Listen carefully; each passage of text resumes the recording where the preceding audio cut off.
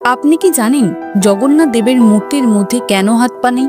এর পিছনে আছে এক অজানা রহস্য। প্রাচীনকালে মালব দেশের রাজা ইন্দ্রদম্য স্বপ্নে নির্দেশ পান এক অলৌকিক দেব মূর্তি নির্মাণে।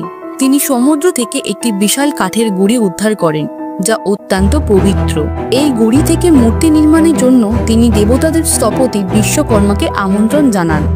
বিশ্বকর্মা রাজাকে বলেন, আমি 21 দিনের মধ্যে মূর্তি তৈরি করব, তবে এই সময় কেউ আমাকে বিরক্ত করতে পারবে না। কিছুদিন পর রাজা ও রানী উদ্বিগ্ন হয়ে পড়েন, কারণ মূর্তি নির্মাণের কক্ষ থেকে কোনো শব্দ আসছিল না।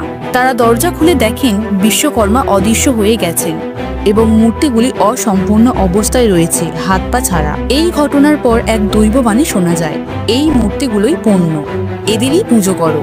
তখন থেকেই পুরী জগন্নাথ মন্দিরে এই বিশেষ রূপের মূর্তির পূজা হয়ে আসছে।